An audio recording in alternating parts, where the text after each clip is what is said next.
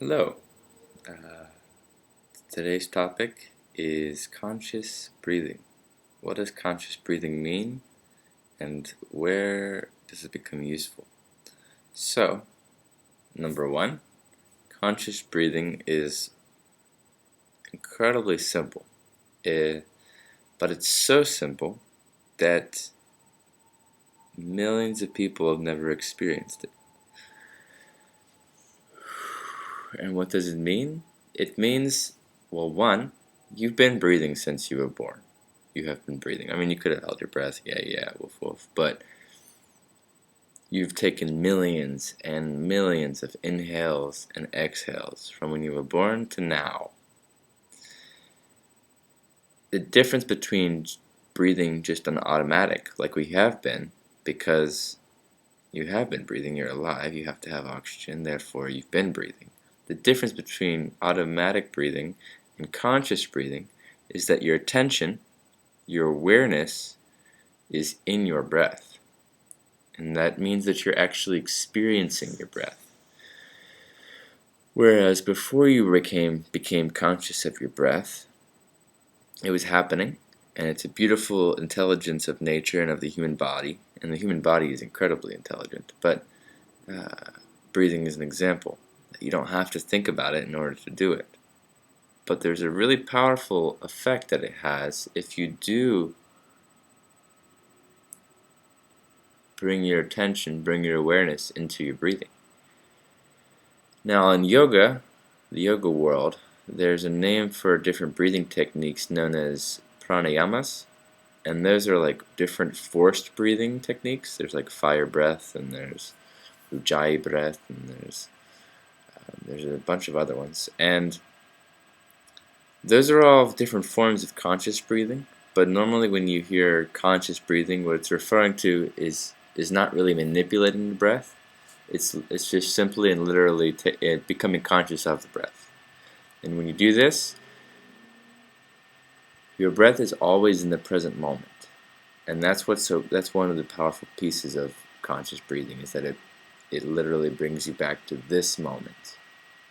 Instead of being in your mind and your thoughts, thousands and thousands and thousands of thoughts about the future and the past, and instead just be here for a moment, for this moment. And how do you do that? Well, it takes a lot of different practices, and conscious breathing is a very practical and effective way to do it. Especially considering everywhere you go, you are breathing. So it's always available, as long as you can remember to do so. And that's the tricky part, is remembering to take a conscious breath.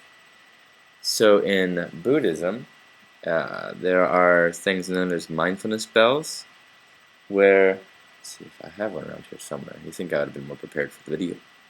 But I have one, and, oh, they're right there. Let me go get it real quick. Go ding! And when you hear the ding, if you're conscious enough in the first place, you'll hear the ding, because it's happening in the present moment. If you're so wrapped up in your mind that you might not even hear the ringing of the bell. So in that case, you've got more work to do. But if you are present enough to hear the ding, then what happens is it catches your attention, and you realize, oh, I was immersed in thought, and I don't need to be in thought right now. I'm just going to breathe. So you take a deep breath in. Breathing in, I know I am breathing in. As I'm breathing out, I know I am breathing out. And it's literally that simple, and yet it's incredibly powerful. I hear a lot of people asking questions about, they become more in tune with energy and with emotional energy especially, and when they walk into a room of people, and there's some negative people, there's a negative energy, they become sort of contagious, and it can take you over, especially at first when you don't have a strong practice. But there are many different tools to maintain your conscious level and to maintain your more positive energy, besides just thinking. I mean, thinking in general is actually a lower form, because it's very complicated and wild. It's untamed. So it's always better, when you're starting to feel that negative energy rising up, to pull your attention out of your mind, because your mind is what's labeling all that negativity anyway, and that's what fuels it. But Taking a conscious breath does wonders for resetting your conscious level, your state of experience. And again, you're breathing at all times. So no matter where you are, whether you're at work, or you're driving, or you're taking a shower, or you're cooking dinner, or you're at some special event, or you're in some normal event of life, like doing the laundry or dishes, you can always practice conscious breathing. And that's what's amazing about it.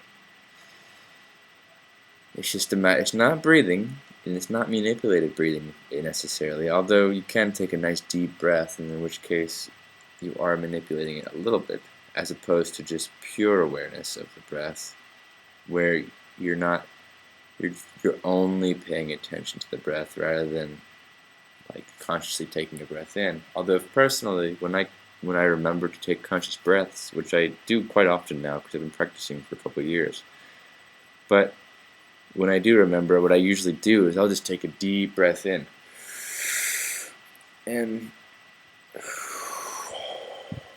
release.